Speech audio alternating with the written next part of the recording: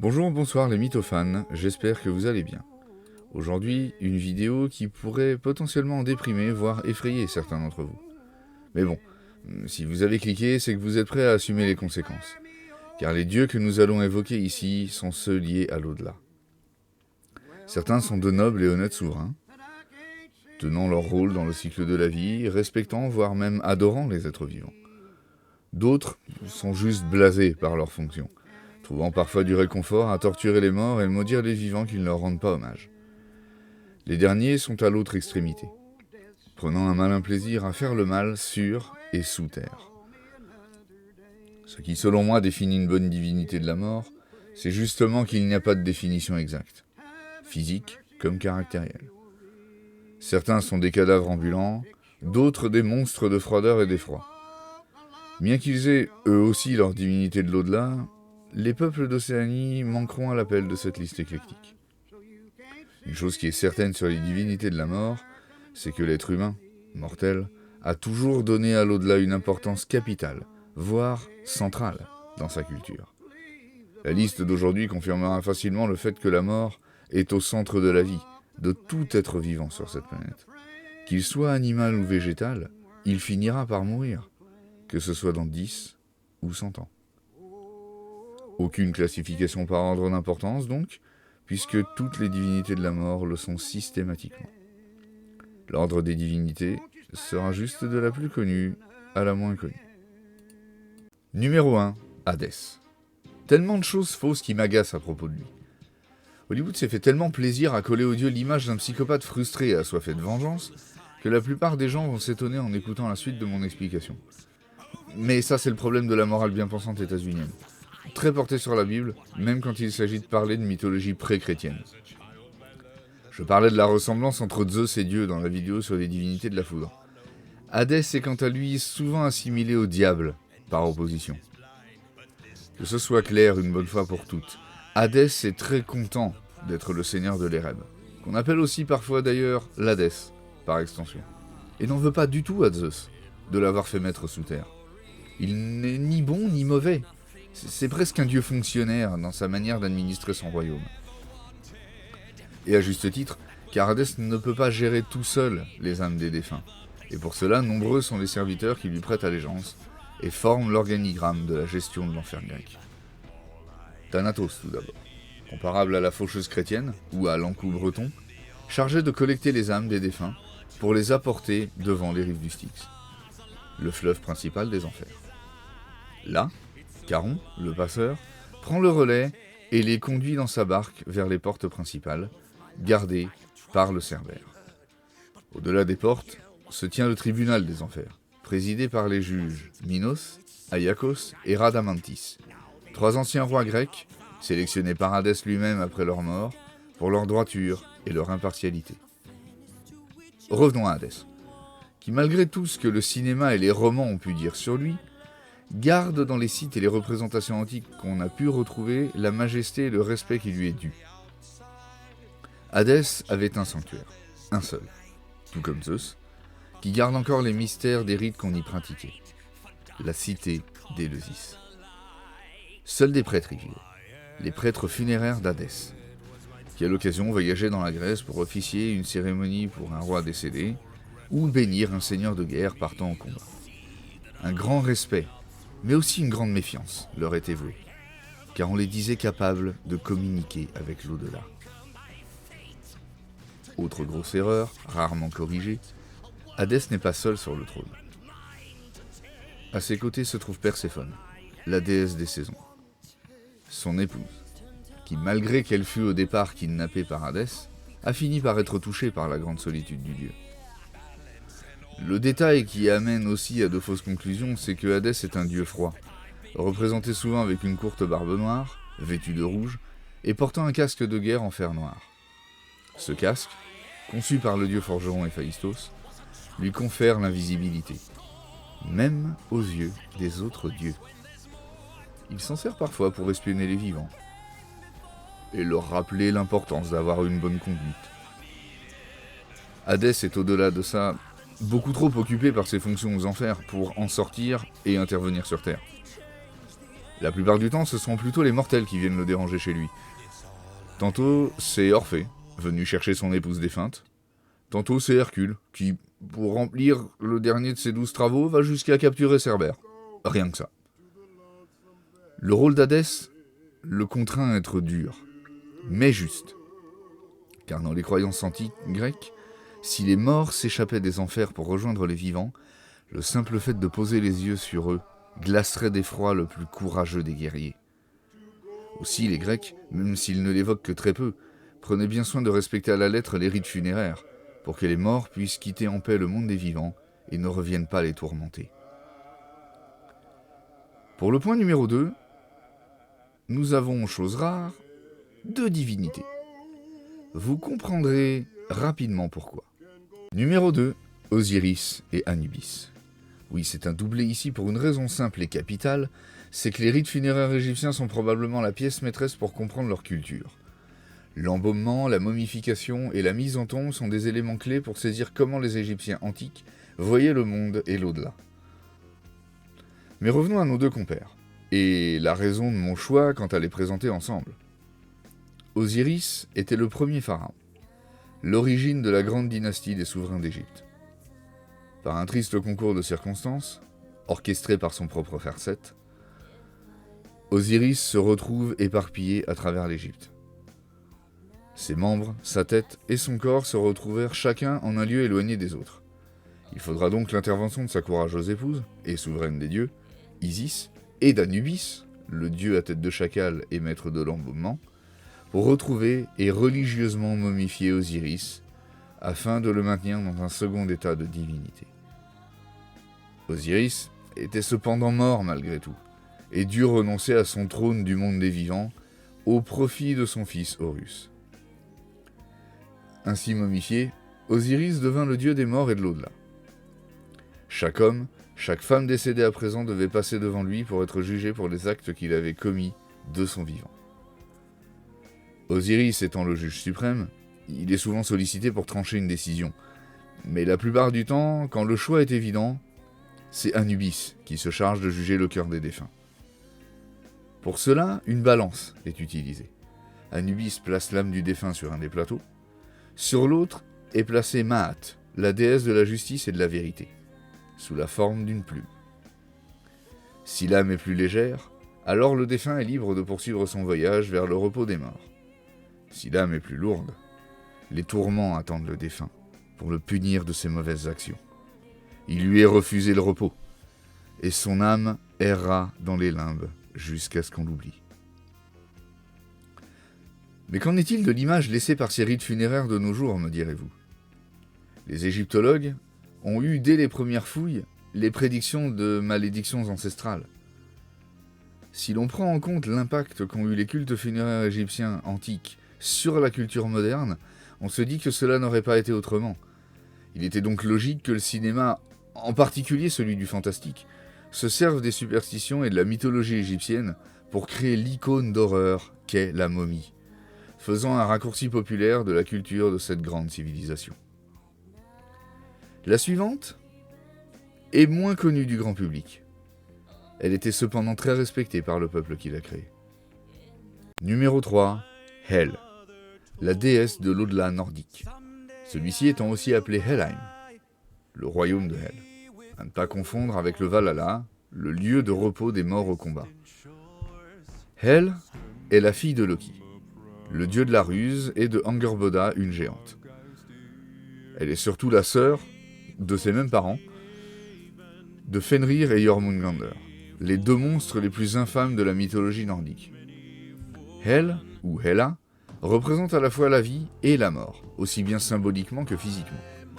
En effet, Hel est souvent représentée divisée en 2 verticalement. Une moitié est belle et délicate et représente la vie, l'autre est morbide et décharnée et représente la mort.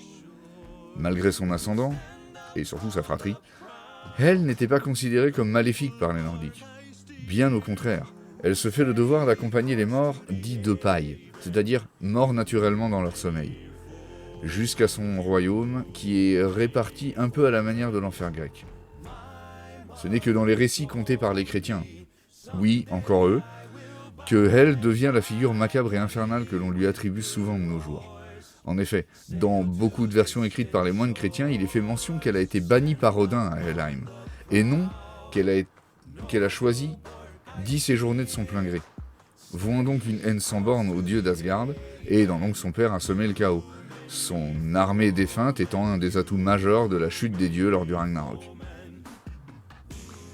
Hel a en grande partie subi le même bashing que Hadès, et d'autres dieux dits des enfers. Son nom a littéralement servi de source pour l'étymologie du mot Hell, enfer en anglais.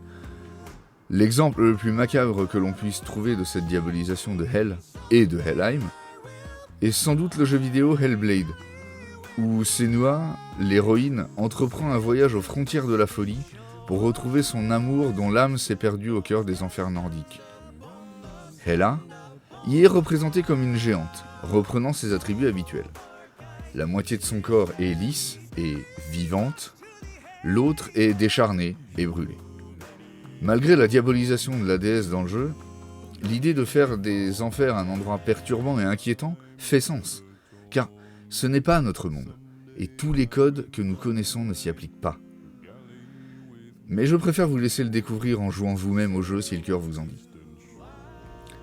Continuons sur cette note macabre, avec le numéro 4, un classique dont peu connaissent les origines. Numéro 4, Apwash.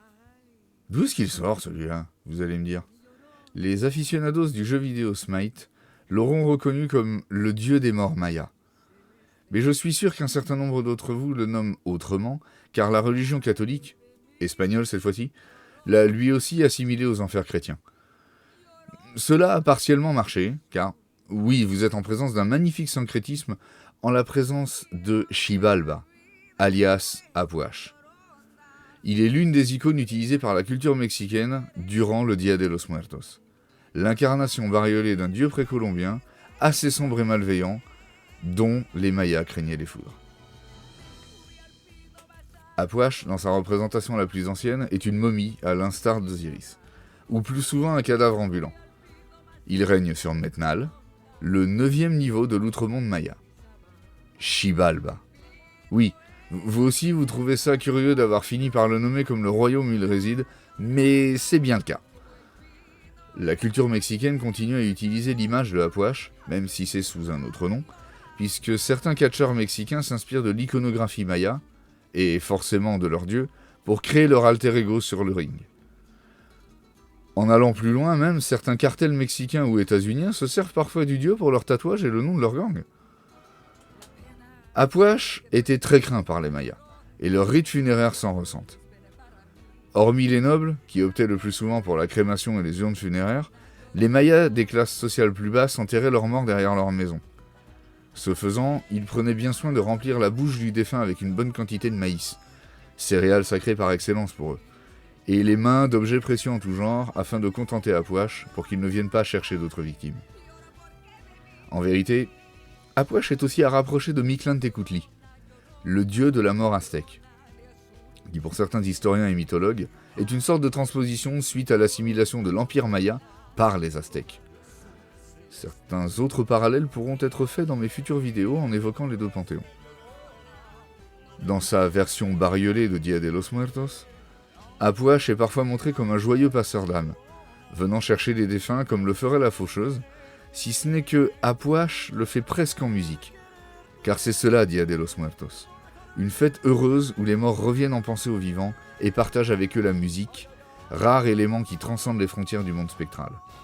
Aussi, Apwash peut totalement être vu comme un mariachi, musicien traditionnel du Mexique, qui emporte les armes sur fond de musique dansante afin que la mort soit plus douce. Il en est presque de même pour le numéro 5, du moins partage-t-il le côté bariolé de Luke. Numéro 5, Baron Samedi. L'envoyé du monde des morts chez les vivants dans la mythologie vaudou.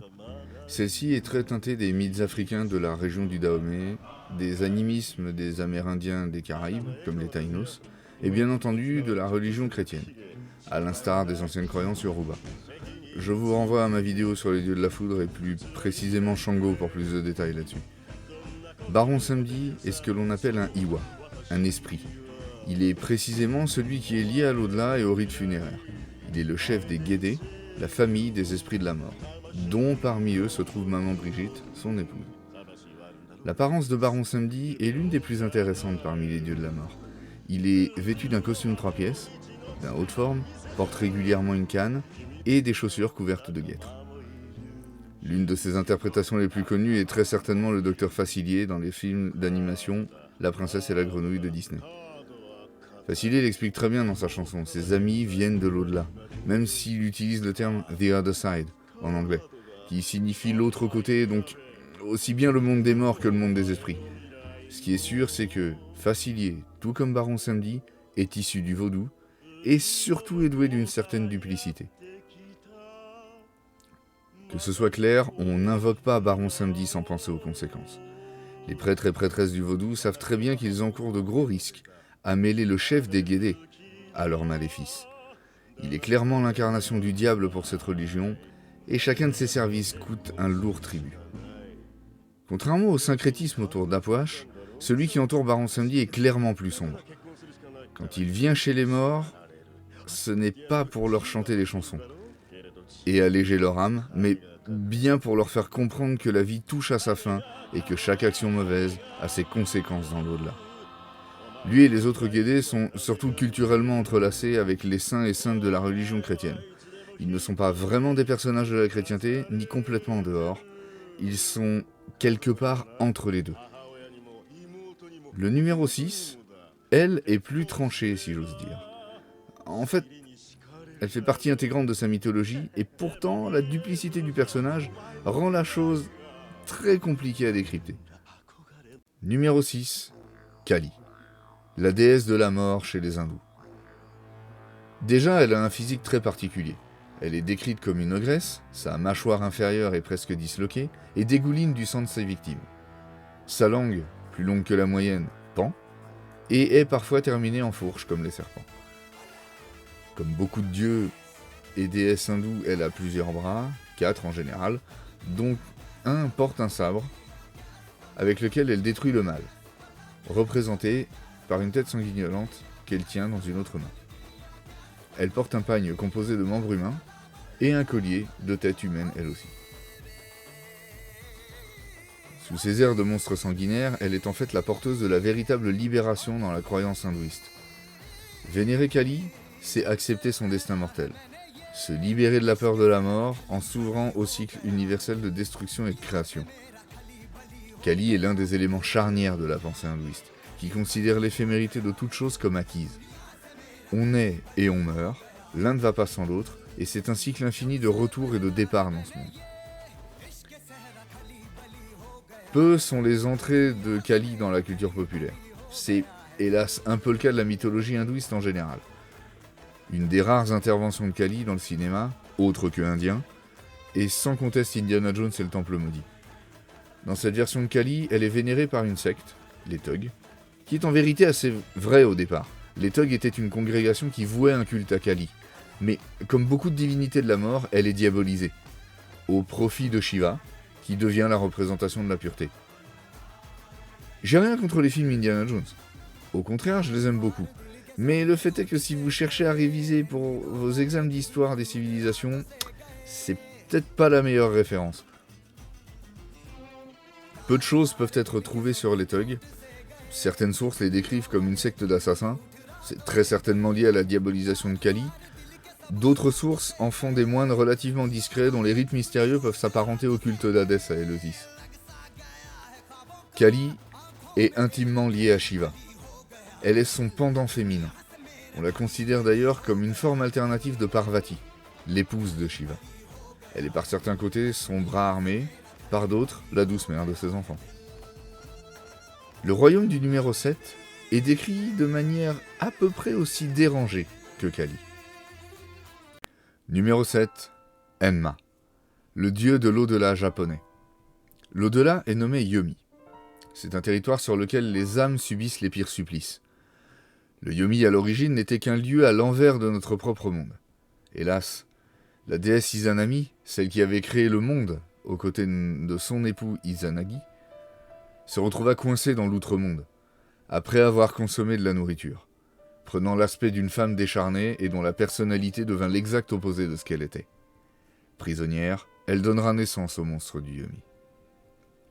Cela rappelle sans doute des choses à ceux et celles qui ont vu le film Le Voyage de Chihiro, où là encore, après avoir consommé de la nourriture du monde des esprits, l'héroïne peut y séjourner sans risquer de disparaître. Mais revenons à Enma. C'est assez rare de le représenter, mais justement, une de ces rares représentations est sujet à une légende pour le moins intrigante. Le grand sculpteur japonais, Unkei, fut un jour assigné à comparaître devant le tribunal des enfers. Enma s'adressa à lui alors en ces termes. « Vous avez par maintes fois tenté de me représenter, mais aucune de vos œuvres ne me ressemble. À présent que vous me voyez, retournez sur Terre et faites agir votre art. » La statue qu'Unkei réalisa se trouve toujours aujourd'hui au temple de Kamakura, si vous souhaitez savoir à quoi ressemble le souverain des enfers. Enma est très présent, et à peu près partout dans l'art du manga. On le retrouve dans Naruto, dans Dragon Ball Z, dans Yu Yu Hakusho, et les fans du manga le plus populaire actuellement, et qui parle de pirates, auront reconnu la référence dans le nouveau sabre de Roronoa Zoro, celui qui peut blesser Kaido sans bête. Pour finir sur Enma, beaucoup de mystères planent sur lui en définitive. Beaucoup de zones d'ombre volontaires ou non. On fait plus facilement référence aux yokai, les esprits et fantômes du folklore japonais, qu'à Enma lui-même, alors que pourtant il est leur grand maître. Le suivant est loin d'être le maître de l'au-delà, mais tout de même, il a une fonction importante qui y est liée. Numéro 8, Chongqui. Beaucoup d'histoires différentes, beaucoup de versions d'un personnage peu connu de la mythologie chinoise. Beaucoup d'histoires certes, mais reste un point commun, l'aspect de Chongqui. Il est systématiquement montré comme un être laid et disgracieux, une épaisse barbe noire mal peignée, tout comme ses cheveux, de gros sourcils broussailleux, qui se rejoignent presque, un regard intense à vous faire tressaillir, et un ventre proéminent. Chongqui n'est pas le dieu de l'au-delà, mais son portier et gardien, une sorte de Saint-Pierre, en somme. Il le devient à la suite d'un triste concours de circonstances. En effet, Chongqui n'avait qu'un rêve étant jeune, entrer au service de l'empereur comme fonctionnaire. Lui et son meilleur ami travaillèrent assidûment pour pouvoir participer au grand concours de la fonction publique impériale. Ils avaient si bien fait leur classe qu'ils se retrouvèrent en tête de concours. Chongqui, plus précisément, arriva premier. Mais, lors de l'entretien avec l'empereur, seconde étape du concours, celui-ci ne put se résigner à accorder un poste de fonctionnaire à quelqu'un de si laid, et lui retira même son titre de bachelier.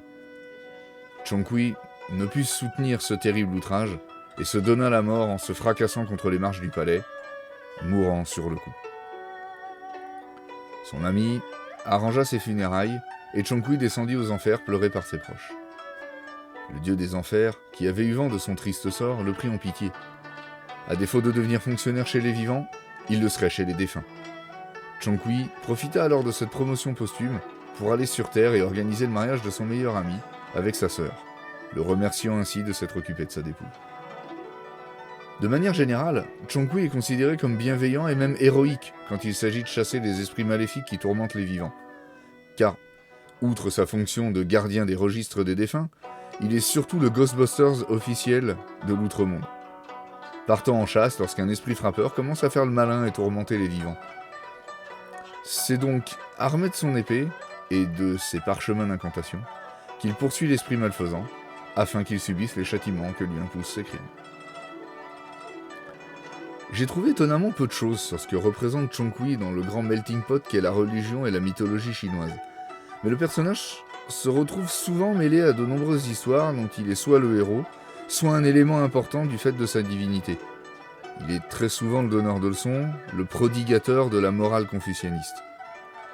Il est très apprécié, mais aussi très craint, car son tempérament, lié à son physique atypique, est assez rustre et bourru. Aussi s'arrange-t-on pour ne pas se retrouver du mauvais côté de son bâton lorsqu'il administre ses corrections et prend-on soin de ne pas le courroucer outre mesure. Après tout, n'est-il pas là pour venir en aide et protéger? Autant lui faciliter la tâche. Les contes le concernant sont encore très populaires en Chine, et quelques films produits à Hong Kong lui sont consacrés. Les suivants sont moins portés sur le châtiment, mais tout aussi sévères. Numéro 9. Nergal et Ereshkigal. A l'origine, Ereshkigal était la divine maîtresse de l'au-delà sumérien. Nergal n'était qu'un dieu parmi les autres, quoique plutôt arrogant, principalement envers Ereshkigal. Un jour, les dieux firent un grand banquet, auquel ils voulurent convier Ereshkigal. Seulement, ils oublièrent qu'elle ne pouvait sortir du monde des morts. Elle leur envoya donc pour y remédier son serviteur, Namtar, afin qu'il puisse lui ramener sa part du banquet. À son arrivée, les dieux mirent genoux à terre face à Namtar, avec respect. Tous, sauf Nergal. Quand Namtar rentra aux enfers, il rapporta l'incident à Ereshkigal, qui exigea que Nergal descendît la voir pour subir sa punition. Namtar remonta au ciel et retrouva Nergal, malgré que celui-ci ait tenté de s'esquiver. La suite a plusieurs versions, mais elles ont toutes la même fin. Nergal et Ereshkigal finissent par régner ensemble sur le monde des défunts, partageant au final un amour autant passionnel que respectueux. Cette histoire est en vérité une justification. À la manière de Hadad, le dieu de la foudre, Nergal est un dieu mineur à la base, d'une petite région qui finit par être assimilée à l'empire sumérien. À la suite de quoi, une légende est associée à son entrée dans le panthéon de Sumer, afin de mieux l'intégrer. Une forme de syncrétisme en somme. L'idée de le faire co-régner sur les enfers avec la déesse en fonction à l'époque est surprenante comme décision, car il est rare de voir une femme partager la vedette avec un homme. Néanmoins, les deux siègent sur le trône à part égale. Dans la culture populaire, les deux sont assez peu présents. Je les ai découverts via les cartes Deus. Cependant, quelques univers se sont inspirés d'eux pour créer certains de leurs personnages. On retrouve entre autres dans l'univers de Warhammer le dieu du chaos Nurgle, dont la consonance avec Nergal est facile à remarquer. Pour Ereshkigal, les inspirations sont moins nombreuses, mais lorsque Nergal est évoquée, elle est rarement très loin, continuant à partager la place avec son époux de temps en temps. Le dernier de notre parcours, lui, règne sans partage sur son royaume. Numéro 10. Supai, le seigneur de Lukupacha, le monde du dessous en quechua, la langue officielle de l'ancien empire inca. Supai est à la fois le nom de ce dieu et le nom donné aux démons chez les Incas. Peu de choses en rapport avec Supai et son culte ont survécu aux conquistadors qui ont terrassé l'empire inca. Je n'ai donc malheureusement pas beaucoup d'informations le concernant, hormis le fait qu'il est bel et bien le dieu des morts. Le peu à savoir sur lui que j'ai pu trouver d'intéressant est encore une fois lié à un syncrétisme et l'association que l'on fait entre ses serviteurs démoniaques et les fêtes des Diabladas boliviennes, une célébration sur plusieurs semaines qui est ponctuée de danses rituelles et folkloriques des Andes. Les informations en dehors de cela sont si minces que je n'ai pas vraiment de description fiable et fixe de Supai, qui tantôt est représenté comme un démon, tantôt comme un squelette couvert de quelques morceaux de chair.